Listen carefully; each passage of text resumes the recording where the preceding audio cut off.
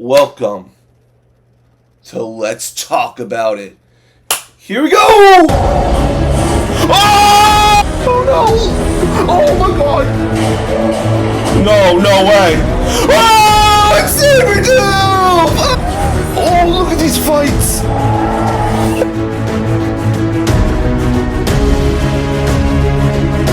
Hey guys, what is up? Welcome back to Let's Talk About It, the show where we talk about everything going on in the movie, TV, and video game world. I'm your host, and I go and find topics that interest me, topics that I really want to discuss with you guys, topics that I hope you guys enjoy as well. If you guys ever have any topics you ever want me to personally cover on our channel, you gotta put them down in the comments. Any questions, any theories, put them down in the comments, and I will get to answering them, on another episode, or, just respond to you in the comments. And, with all that out of the way, guys, please make sure you press that button, the subscribe button. See the little button? Press it. Just by pressing that button, guys, it helps us out so much on our road to 500 subscribers. All you gotta do is press that button. If you don't want to watch any other videos, it's okay, Just pressing that button really helps. And make sure you also leave a comment on the video, so I can learn how to do things better, and to see if you guys are enjoying this series. And with all that out of the way, let's move on to our first topic here today, ladies and gentlemen. And that is this. Venom: The Last Dance is coming out 2 days from now. 2 days, yeah. 2 days from now. I'm very excited for it. Very excited to see this movie. It's the final Venom movie. And we just got the Rotten Tomatoes score released. And it's not looking good. So Venom got a 36% on Rotten Tomatoes. It's at with 74 reviews right now. So it's not the most positively reviews. I've gone through a few, and I'm going to go over a few right now. And let's start looking at some of these reviews. And, of course, it says right here, from CBR, they say Venom 3 rivals Joker 2 for worst superhero movie of all time. So it's not looking so hot. There's a lot of negative right now. Then it says from Josh Bell, it says it's a chaotic, often incoherent plot that makes poor use of elements from the previous movies, as well as a mythology from Marvel's recent Venom comic books. And let's look at one more kind of bad one. We have one from Cine Express right here. Fico Congino. He says Tom Hardy's batshit crazy dual performance keeps being the bright spot of the franchise. The rest leaves much to be desired for a finale, including Null. Now we got a positive review here. We get from Jim Shrembry. He says everything looks and sounds the same in what is a pampered out popcorn pushing time killer. It's passable, but the creature designs look too familiar. While the frantic action scenes feature an edit about once every second, which are tough on the Glazies. That's a very long review. Not the most positive, but he's not hating on the film. We got two more positive ones down here, where it says from Kate Sanchez from but why though, a geek community. While Venom: The Last Dance may be weaker than its predecessors, of which 2018's Venom is the best, it's still a good time, and you can tell leading man turned writer Tom Hardy is too. And this is the last positive review I can find from Molly Freeman. Venom: The Last Dance is a perfect send-off for Tom Hardy's Eddie Brock and Venom, wrapping up the characters' stories with deliberate care. So, as you can see, as I read through those reviews, the reviews were a bit not so nice to the film. Not really the nicest reviews for the movie, but I'm going to still see it. Number one, the Venom franchise is a franchise that a lot of critics do not like. They're very much popcorn flick films. I have enjoyed every single Venom. I have. I've enjoyed every single one. Even if the critics have hated these movies, the audience has really loved the movies. We look at the first Venom. The first Venom movie was a 30% movie on Rotten Tomatoes, but the audience loved the movie. It had 80% audience score. And that movie made $1 billion. Now, if we go to the second one, the second Venom, which had a 57% on Rotten Tomatoes, again, had an audience score of 84%. So you can see that as kind of an indicator that people enjoy these movies. People really enjoy them, and I think people are going to enjoy The Last Dance. This is still saying it's going to make around $70 million opening weekend. That's impressive for any film. That's more than Joker did. Let me tell you that. That's a lot more than Joker did. There's some people saying like, "Oh, this is the worst movie since Joker." I'm like, the Venom movies are just a fun time. It's not. They don't take themselves seriously. They're just a really good popcorn flick, and it's just a fun. And I think Tom Hardy just has a great time making these movies. So I see this 37%. I'm like, hey, 37% for Venom. That's about where the range is for these movies. So I'm not totally surprised by it because and I'm actually excited to see Kelly Marcel's vision for this film. Just because she has been with this franchise since the beginning. She has written the movie. She was right on the first three movies. I believe she also worked on Saving Mr. Banks as well. I don't think she directed that movie. I don't think she was she the director of that movie. Let me check real quick. No, she wasn't. I think she was a writer on that movie as well. She's got a good repertoire. Sony, I think in the past has had hired people who aren't very talented. I think this person has stuck with the Venom franchise since the very beginning, and I'm glad that she gets to direct this movie. Her first directing job. She gets to just to tell the final story. But what do you guys think about this? Venom: The Last Dance debuting at 37% Rotten Tomatoes. Do you think this is good or bad? Is this making you stay away from the movie, or still see it? Personally, I'm gonna go see it because I know that the critics aren't usually fans of the film, but the audience seems to really love this franchise. Leave comments down below if you have any other concerns about this topic, and let's move on to our second topic here today. And that is this: Blade. Oh, Blade, Blade, Blade. Oh, a movie that just can't seem to get going. We were supposed to get 4 movies this year. Cap 4, Thunderbolts, F4, and then Blade. Which we were wondering, Blade's really coming this year? They don't have a director. They don't have a writer. Well, according to a report by Deadline, Blade may never come out. According to them, Marvel Studios, Blade removed from 2025 release schedule. Disney dates Predator Badlands instead. Now, another cool thing is that we're getting another Predator movie, and it's going to be getting a theatrical release this time. I don't know if this is a sequel to Prey. I don't know if this is going to be, the Arnold Schwarzenegger, who knows what this Predator movie has in mind. But that's not the big story here. The big story is Blade. I think we can say at this point it's better for them to cut their losses now. Blade has been a movie that they announced in 2019. 2019, they announced this Blade movie, Mahershala Ali, and we're like, okay, Mahershala Ali is Blade, that's cool. Well, then we were wondering, when is this coming? When are we getting this? Because, when they announced this movie, they announced a whole other movies. It was like the beginning of Phase 4. Everything they've announced since then has come out. And they just haven't made any headway on it. And they haven't said anything about the movie. Ever since 2019, they have not really said anything about the film. The thing, I think they're just trying to avoid talking about this film. I think if the movie is not working, you need to cut your losses. I know losing Mahershala is going to be a big loss, but for Mahershala, he's been trying to get this movie in theaters for the last 5 to 6 years. And, it's just really disappointing, how they can't get a Blade movie working. It's like, I'm thinking, Blade isn't that hard to get right, I think, you don't need to tell an Oscar-winning movie, I believe, for a Blade film. You just need to tell a good story. And, you had so much potential getting Mahershala Ali. When they announced Mahershala Ali, I was just imagining him as Blade, I am Blade. That voice, Mahershala Ali's voice, I could definitely see, and his look, I could definitely see him as Blade. And now with this movie just being delayed, now delayed indefinitely. Those are the words you put where a movie's like, we don't know what to do with the movie, so we're just going to keep pushing it back. I think you just got to cut your losses, I think before they do Blade, they haven't really set up their supernatural side a whole lot. They've done, the witches and magic side, but they haven't set up, these monsters. We had a Werewolf by Night. We had some of that in Moon Knight, but that stuff was all on Disney Plus. We never got theatrical film stuff with the supernatural. And, they've mentioned vampires numerous of times on Loki, on Agatha, and, we know vampires exist. But, when are you going to start making the decision where you need to cut your losses because this is not working? what you are doing is not working, Marvel. And, maybe in the future you'll say, hey, Mahershala, sorry this didn't work out. You can take anything else we offer you. It doesn't have to be Marvel. Maybe you want to work at Disney. Maybe you want to work at Star Wars. Take whatever you want.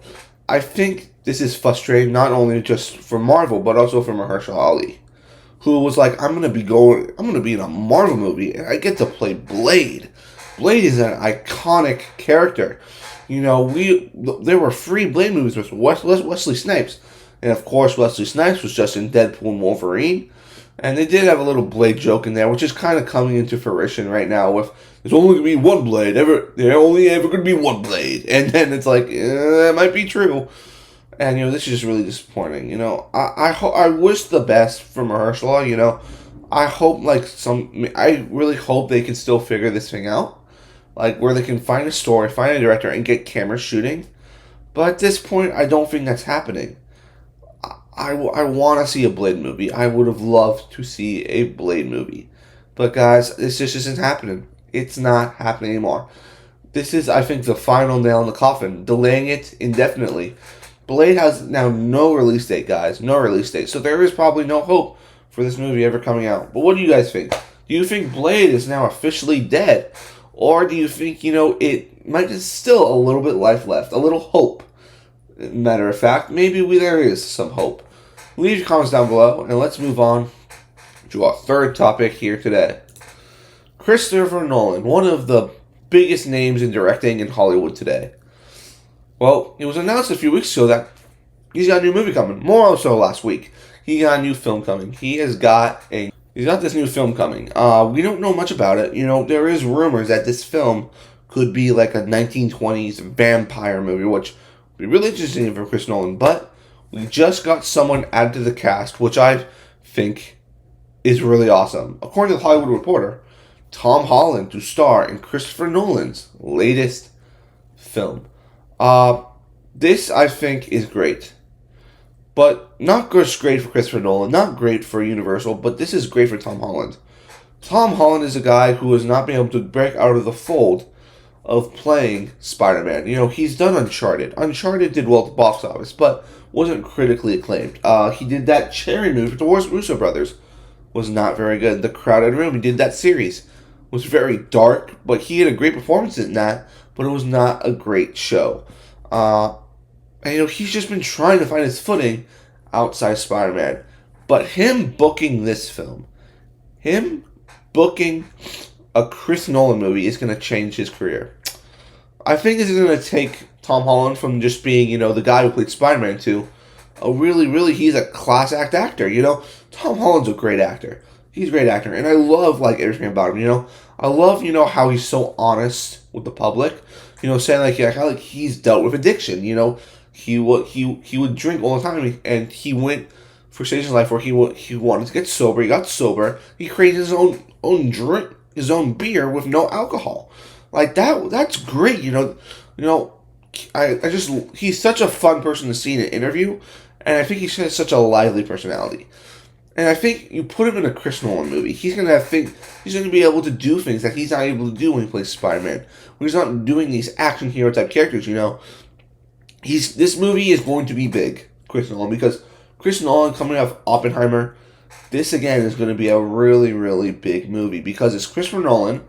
Everyone loves Christopher Nolan. No matter what film, Chris Nolan does, you're going to see it because it's going to be a cinematic experience.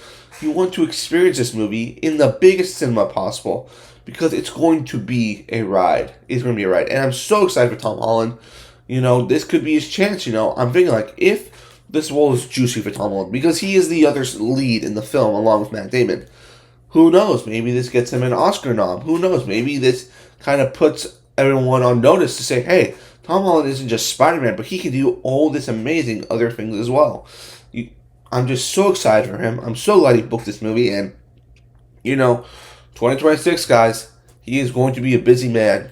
It goes in here saying, he also has Spider-Man 4, Avengers Doomsday, and Avengers Secret Wars that he has to film as well. So he's got almost 3 projects in 2026, I'm like, I would love to be as busy as Tom Holland is. I would love to be as much sought after as he is right now, because he is in the limelight. He is getting everything he deserves right now, and I'm so, so happy for him. But what do you guys think? Tom Holland is now set to be in the new Chris Nolan film, which is supposedly going to be a 1920s vampire flick. Leave your comments down below, and let's move on to our fourth and final topic today on today's show. Sticking on the trend of Marvel and Tom Holland, Spider-Man 4, a movie that I love talking about with you guys. I love talking about all the rumors. I love talking about everything that's going on with this film. And, Tom Holland was on Jimmy Fallon the other night. And, it was officially confirmed that Spider-Man 4 is coming. And we also now have a shooting date, according to Deadline. Tom Holland confirms Spider-Man 4 will begin shooting next summer or nearly there. So I did watch this interview. It's a very, very fun interview. Spider-Man 4 is kind of like a small thing he confirms, but he also talks about, his new drink that he just made. But the big news here, Spider-Man 4 is now coming. It is now coming. And we have a shoot date, which is going to be this summer or next summer. He says next summer, which I can just hypothesize that it's going to be this summer. They're going to film this, because this seems like a 2026 movie. And it looks like they got a script ready, they got their director. Now we just got to figure out what this movie's about. I think we're going to find out what this movie's about when we start to see set leaks, when we start to see the cast. We've had so many rumors. We've had rumors that Sydney Sweeney is going to be in the film as Black Cat. We've been wondering, are MJ and Ned coming back? Who's going to be the villain? Is this a Venom Spider-Man team-up movie versus no? So many things have been leaking about the film. So many rumors. I'm excited for this movie. Number one, this is the first time Tom Holland, I think, gets to portray a Spider-Man without a mentor. He doesn't have a Tony Stark. He doesn't have a Stephen Strange. He's on his own. He has to navigate this world being alone and being a hero who is alone. And I think that loneliness is going to be a central theme in the film. This is also a chance for them to introduce some brand new characters into the Spider-Man world. If that's Harry Osborn, if that's Norman Osborn, if that's Black Cat, if that's Dr. Octavius, we're stepping into a new step for Spider-Man. He's not in high school anymore. He's going to be in college, or maybe he's already going to be living his life. Maybe he's going to be working at the Daily Bugle. Maybe working alongside J. Jonah Jameson, where maybe with Betty Brant as well. You can introduce so many interesting characters here. So many things you can do.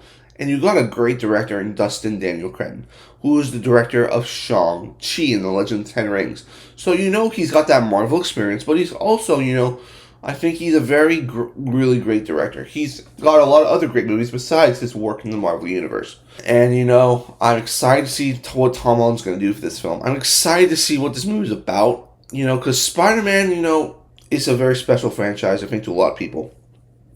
A lot of us, I have to say, got into superhero movies, got into comic books because of Spider-Man. Spider-Man, of course, was a mainstay in my childhood. I was always, watching the Tobey Maguire movies as a kid. When I got into middle school, the Andrew Garfield movies were coming out. I went to go see every single one of those. And then when I got further in life, when I wanted to go read more serious comics on Spider-Man, I found me really loving the Ultimate Spider-Man run of Spider-Man. That is one of my favorite Spider-Man comic book series of all time. I love it so, so much. It's such a great series. And then we had the Tom Holland films, which I've easily grossed. Every film has grossed more than $1 billion. So this is a $1 billion franchise. And I'm excited to see where Marvel is going to take Spider-Man in this new direction. I'm excited to see that Tom Holland is now officially part of the creative process. What kind of things he wanted to add on to the character and stuff he wanted to put into this film. Where it kind of feels like this is also kind of Tom Holland's movie. First time he's kind of taking control of a movie where he's just kind of been, he's the actor. But he's part of the writing process. He's part of the producing, He's all part of that, which is really going to be really, really cool to see. And I cannot wait for Spider-Man 4 to come out whenever it comes out. But what do you guys think? Are you excited for Spider-Man 4?